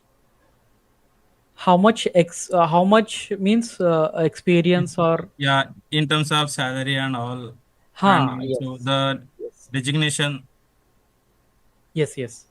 So basically current, if you enter the market now, you have 2 years experience, right? That's what you are saying, right, Kiran? Yeah. Yes. Okay, so if you have 2 years experience, if you see, not all the technologies in IT will have or will have the requirement from 0 years of experience, freshers, etc. But the machine learning or artificial related jobs do not have this particular condition that a person must be having good experience. All right, so that is the reason machine learning or generative AI jobs, they are releasing for 0 experience as well. Okay, that people should keep in mind. We have plenty of jobs which requires no experience at all. But coming to your case, Kiran, so you have 2 years of experience, right? After this course, so this becomes around 3 months, right? After this course, you can directly apply uh, for any jobs which requires 2.5 years of experience directly, because you will be having that much deep understanding over the concepts, and you can directly apply for 2.5 years of experience of generative AI engineer. Okay, and coming to the salaries, right? Salary in IT industry is always dependent on how much salary you are getting today. Okay, so based on this particular salary, whatever you are getting today, they will be having certain percentage like 30 to 50%. Then they'll be adding 30 to 50% of your salary and will be providing that salary hike to you in the new company. All right, But coming to generative AI, as this is a booming technology and there is a very few talent available, and there is a huge talent gap, they are ready to give you even 100 to 200% of hike. At least I have seen in my previous students, they are getting 150% hike in their salary itself. Okay, so even when I switch it to this I have overall 8.5 years of experience, and I have been working as generative AI engineer from the couple of years. Okay, some 2.5 to 3 years experience I have in this particular generative AI. Earlier also I was working on machine learning and generative AI concepts. So because there was no specific generative AI roles, right? When I made a transition, then also I got more than what I told you, right? I can't say it here, but we have a bright future and very good percentage hike coming to this particular technology. All right, so you can expect easily more than what you have in mind. Okay, so that is Okay. a Yeah, simple and answer. so one question. Yeah, Do Durga Shop provide some opportunities for Gen AI engineer? opportunities in the institute are you asking, or if the vacancies are available they'll be intimating you like that? Yeah. Vacancies are available. They will be like, Yes, yes, obviously it will be providing that. We'll be, see, once the batch starts, we'll be creating a separate group for the enrolled students, and whenever a job is coming up for a particular experience, we'll post it over there. Okay. so is this weekend course, right? This is not a weekend batch. That Durgasoft will let you know. So basically, for now, it is a 9 p.m. batch, because people have requested us to have a batch at 9 p.m. after they complete their work. All right. So it starts at 9 p.m. Thanks. daily. Yeah.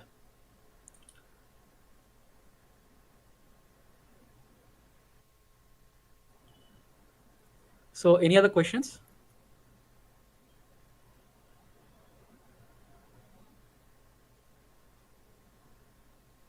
So please let me know for you people. Again, I'm telling you, if you switch your career at this point of time, your package, you won't have that in mind as well, the percentage that people will be providing you. The direct example, we have couple of students who transition to the generative AI. Also you can see in you just type in any job portal and you will find a good amount over there. Let me show you, I have that particular salary range as well. I would like to show that. Just a second, please.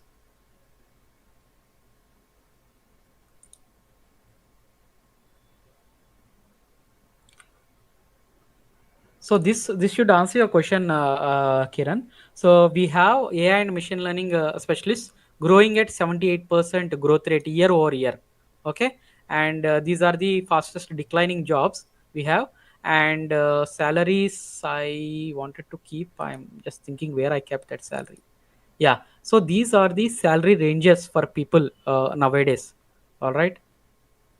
So there are many people who are getting more than this. Okay, in my colleagues or in my students or relatives, whoever are in this field, they are getting in more than 30 lakhs, something like that. And with your experience also, you can expect till this point.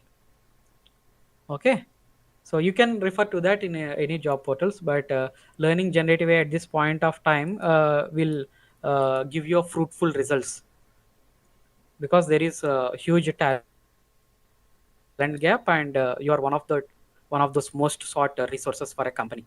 All right. Yeah. So if you have any questions, you can ask me. Otherwise, it's time to wind up the session. It's already been the correct time, 2 hours we have completed. All right. Anyone have any questions?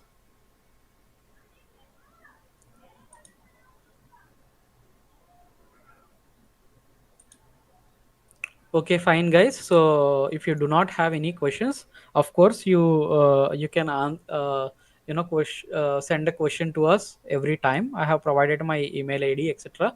Or directly you contact Durga Software, Durga Soft management, and they'll be able to provide any kind of clarifications on the duration of the course and the content of the course or the fees of the course.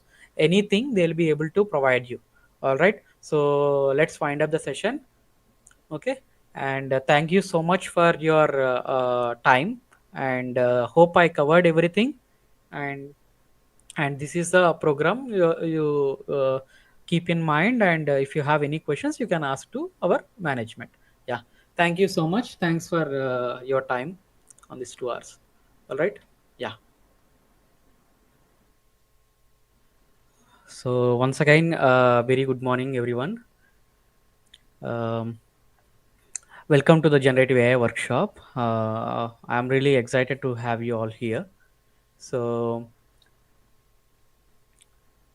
in the next 2 hours, we are going to discuss deeply on what generative AI is, how it evolved, and why it is such a big deal, right? And how can you be the part of AI revolution?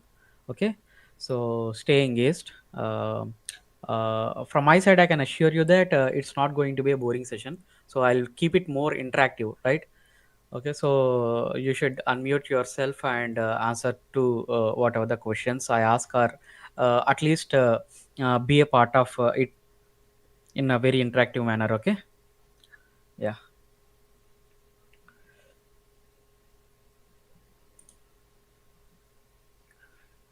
So this is our today's agenda. We'll begin with a quick look at the evolution of artificial intelligence, then how um, it led to generative AI. Okay, so from artificial intelligence, how the machine algorithms or the concepts evolved to the generative AI. So that part we are going to cover in depth, and then we'll be seeing the historical evolution just for 5 to 10 minutes. Okay, so it won't be more. And then the most important part of all everything is this demystifying generative AI. Okay, so this is the main part which we are going to cover today. And then we'll be looking at the career insights and job opportunities, and also the future trends and industry impact. Okay, so our main concentration will be on demystifying the generative AI, or explaining in detail of what generative AI and how it is evolving with time. Okay, we'll also see the major milestones of artificial intelligence, etc., etc. Okay, so it is going to be interesting, right? So yeah, let's move to the next slide.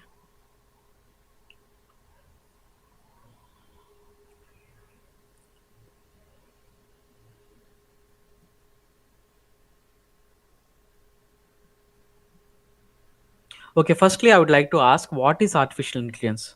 Okay, many of you are already listening about this particular term from a very long time.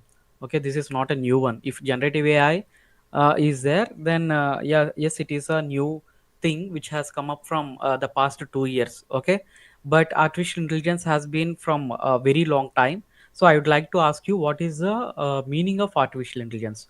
Okay, so if someone wants to unmute and just tell me the quick definition of what this artificial intelligence, a brief one would be fine, or otherwise, okay, you can also chat in the chat box, right? Yeah, I have given it here. So artificial intelligence is when machines think and act like humans. Okay, and it can learn, solve problems, and make decisions. So these are the two important things of artificial intelligence, and I have kept it in a very minute way. Okay, this is a very simple way of defining the artificial intelligence. If someone of you do not know what artificial intelligence is, these two are self-explanatory, right? And then we look at the broader spectrum of artificial intelligence. Okay, so I believe none of you have in-depth knowledge of artificial intelligence. Okay, because many people, even though they are working in machine learning, or the present generative AI, they won't be knowing the broader spectrum of how each of the subfield work. Okay, how these are dependent with each other and how these are independent with each other. Okay, so these are the things we must know.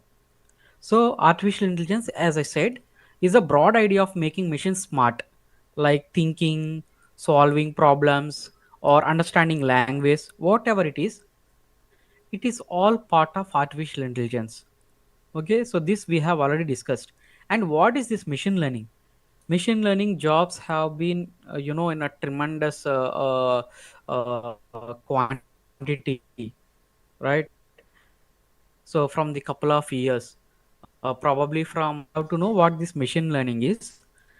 Machine learning is a part of artificial intelligence. You already know about it by looking at this picture itself, where machines will learn patterns from data that we provide and make decisions without being directly programmed. Okay, so this is nothing but machine. Whenever we give data to an algorithm, okay, whatever the algorithm it may be, machine learning contains lots of algorithms, and when you give a data, specific data to it, it will learn patterns from it and it can do tasks from that particular data. Okay, so that is nothing but your machine learning. So you're making the machine to learn from the data you provide. So that's all. And then coming to deep learning. Okay, so deep learning, as you can see, is a part of machine learning. And there is an interesting thing about deep learning. Okay, so this is the point where we, our researchers or scientists, have decided whether a machine can think like a human. Okay, so however our brain is working inside, right? So our brain process lots of things, right? In the same way, can we create a machine? Okay, that was the first thought they got. And then they introduced this concept. Okay, we'll go in detail what this deep learning is, because it is very much connected to generative AI. So we'll have a in-depth knowledge on what generative AI, at least to the definition level. All right, and then what is this generative AI? So this entire workshop is on generative AI. We'll have a very good information on this generative AI in the coming slides. Okay, but for now you already know about it, um, because we are already using many generative AI applications. Okay, whether it may be chatbots or virtual assistants or whatever. So we are already using this generative AI. So we know a little bit of information about it. Okay. Okay. Let me move to the next slide. So this is the question we have, right? What is generative AI? Okay, if I ask you what are the applications of generative AI, you might say generative AI is a branch of artificial intelligence which can create new content like text. Okay, because we are using this regularly in our day to day life, whether you are a software engineer or healthcare specialist or whoever you may be, but you are using this particular application for generating text. Okay, and we the Ghibli has come in chat gpt, it was introduced right recently, and people have started using Ghibli, Dali, etc., etc. So you know that generative AI can create a content like text or images, but it can also some part of videos, and also unstructured data as well. Okay, sorry. Yeah, so these are the applications, main applications that we know, but the applications are not at all limited to this. Okay, generative AI is penetrating into almost all of the industries. Okay, for example, if you see it here, biological data sequences. Okay, the medical studies like drug discovery, or the studies of x-ray or MRIs or CT scans. So all these are now have become or dependent on generative AI. Okay, and then 3D models, and then structured data like tabular or charts. So generative AI is being introduced into each and every application to make the tasks easier. Okay, so if you're thinking that generative AI is all about creating these four, no, generative AI is entering into almost all of the industries. Okay, so that thing we have to keep in mind. And now, so I have told you these four applications. Then what this workshop is all for, right? In this workshop, we'll specifically cover on text related applications of generative AI. Okay, why? Because the current generative AI trends, if you see, most of the jobs or most of the applications that we are using in our day-to-day life are completely text. Okay, whether it might be chatbot or virtual assistants like Alexa, Siri, Cortana. So all these AI voiceover tools. So all these are will be coming under sequence modeling, and it will be part of text, and we'll be in depth covering on this text part. Okay, because if you can understand this, you can correlate the same concepts for this as well. Okay, now, so what are the things that we are going to discuss today? Okay, or what are the key text based applications of generative AI? Okay, so text based applications means you already know chatbots, virtual assistants, and chat gpt. We are using chat gpt, claude, gemini, etc. will be coming under this domain. And text summarization, so by the word itself you must say it is nothing but summarizing your large text. Okay, for example, we are using in shots, way to sms or daily hunt, right, in our day to day life.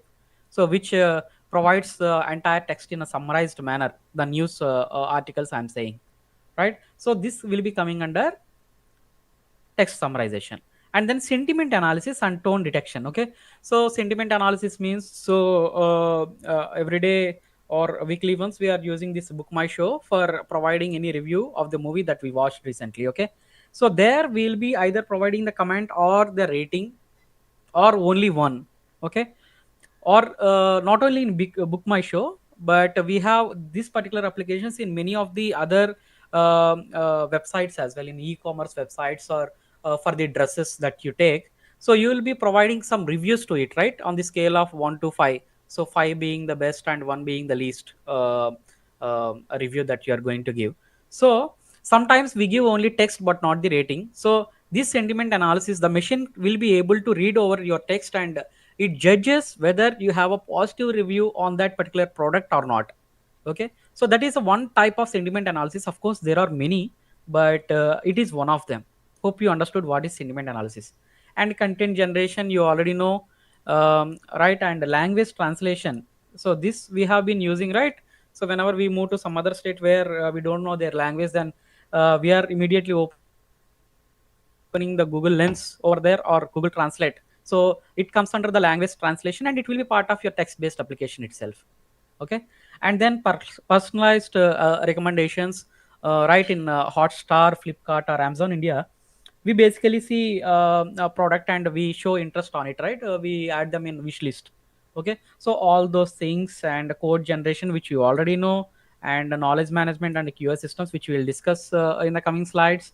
Okay, and text based games and interactive storytelling. So these are all the applications of generative AI. Please don't think that generative AI is limited to chatbots and virtual assistants in terms of the text based applications. Okay, its advantages or applications are vast. Of course the list is not ending. Okay, I kept only the main ones that we are going through each and every day, right? So before we delve into generative AI, I would like to show you some of the milestones of artificial intelligence.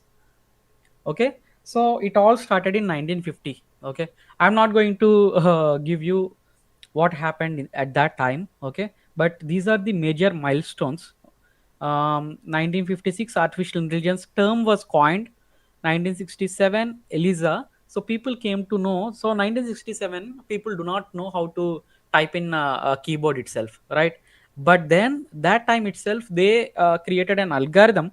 Okay, so this particular algorithm, whenever you ask it how are you, it will be responding like I am fine, how are you. So that is the only thing it does. Its capabilities are not equivalent to the llms that we have today, right? So this elisa is something, that algorithm, which impressed the people. They thought a machine can converse like a human.